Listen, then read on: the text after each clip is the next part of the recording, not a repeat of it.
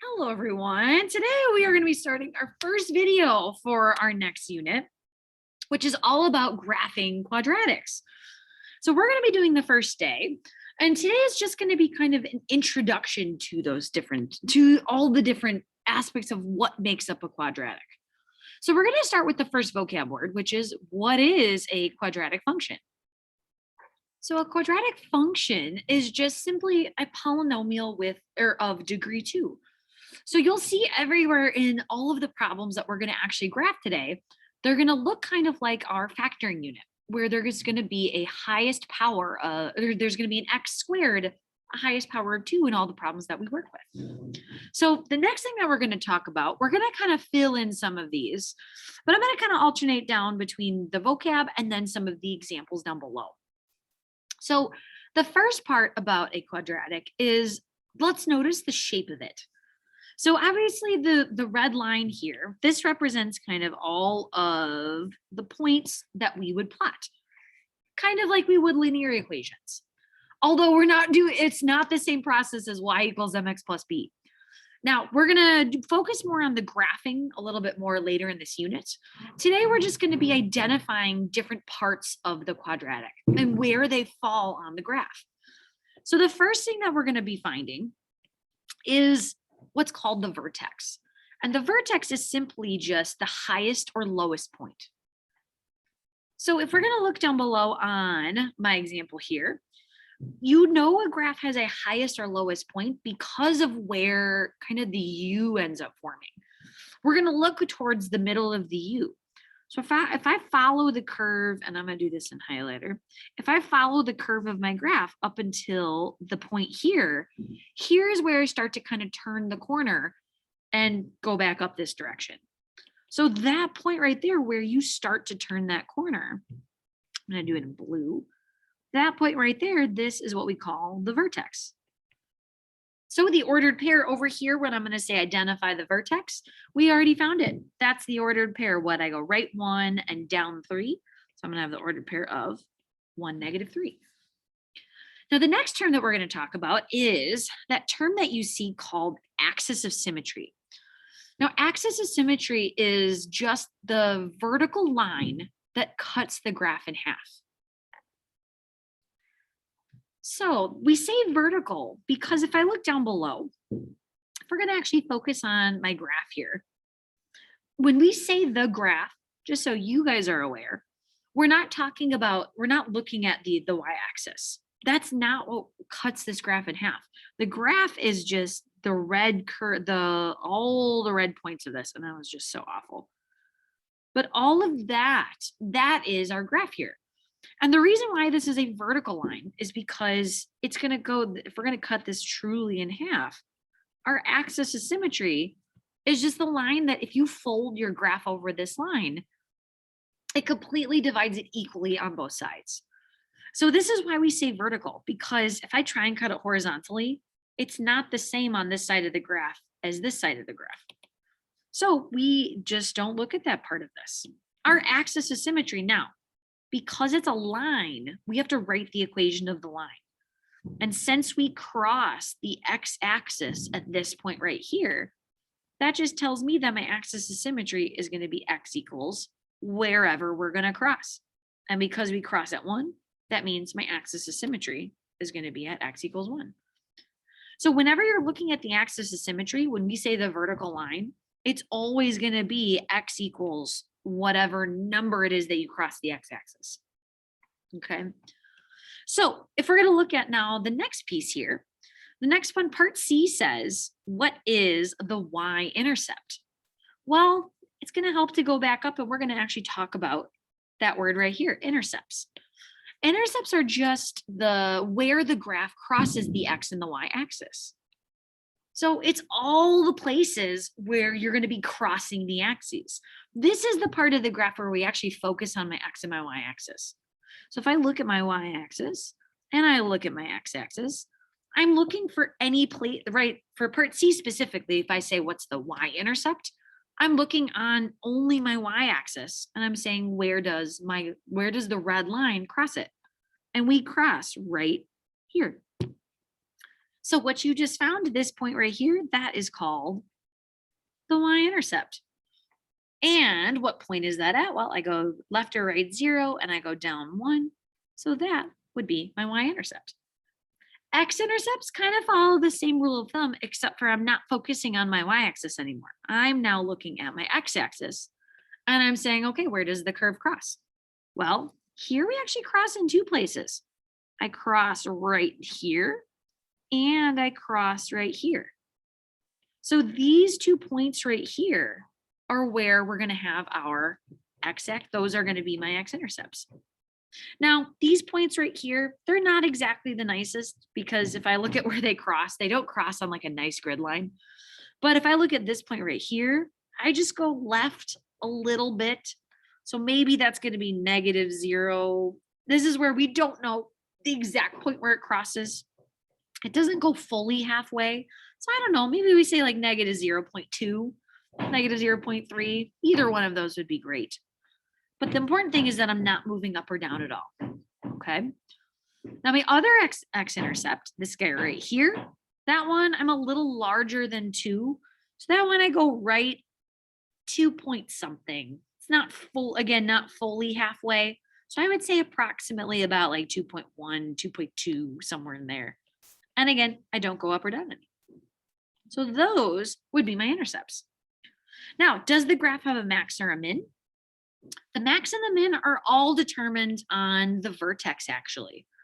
Either the vertex is a maximum, and the maximum is when you reach a highest point, and the min is when you reach a lowest point.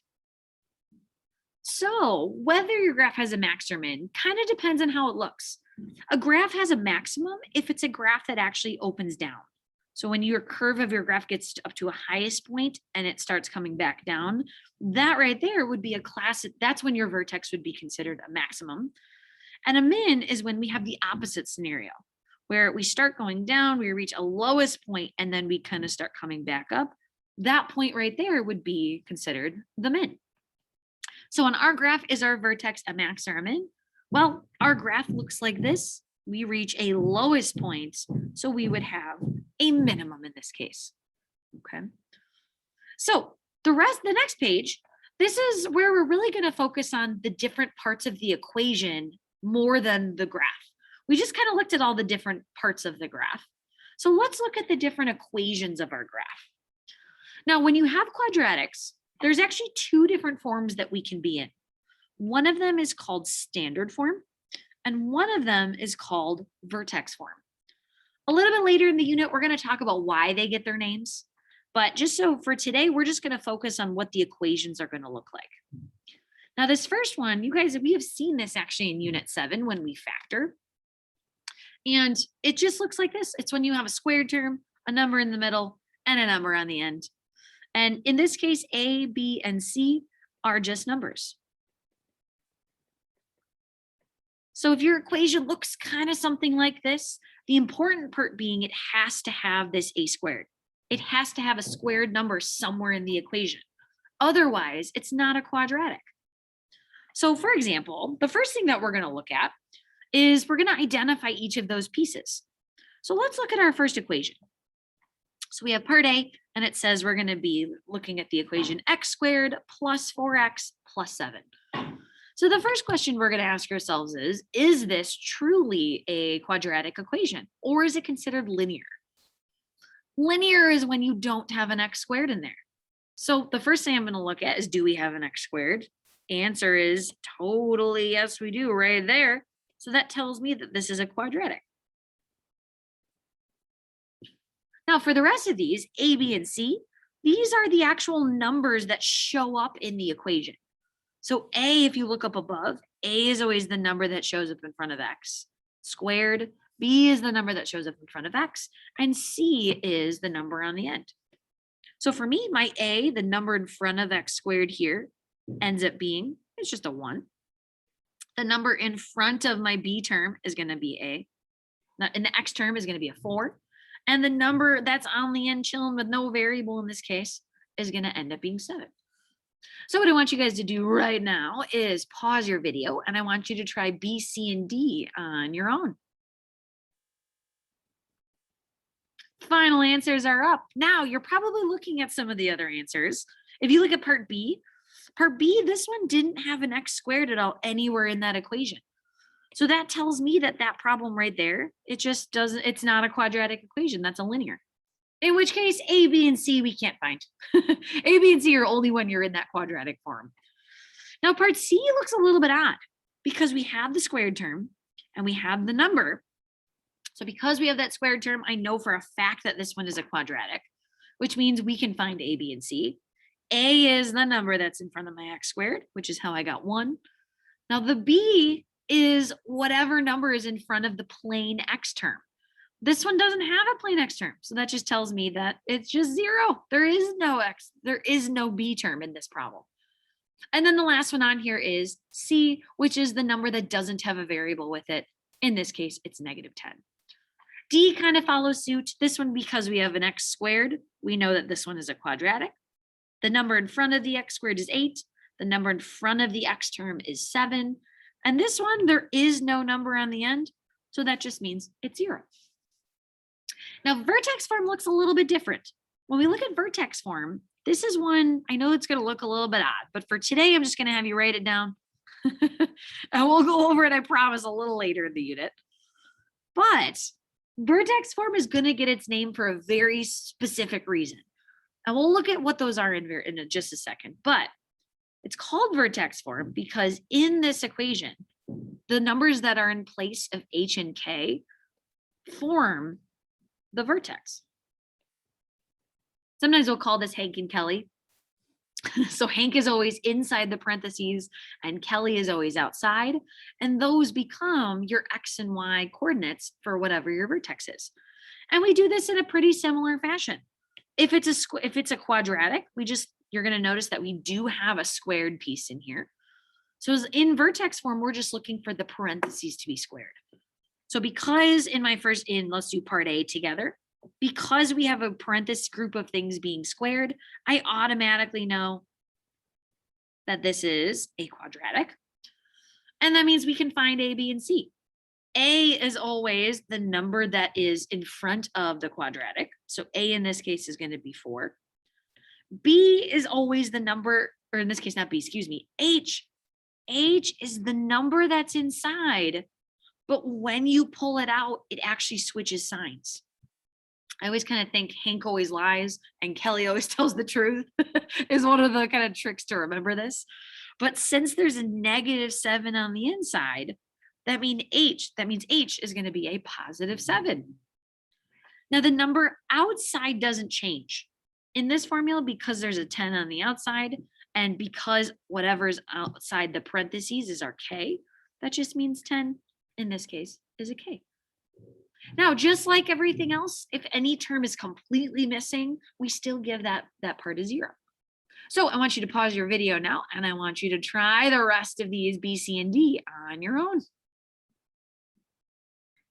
All right, guys, answers are up. Check them out.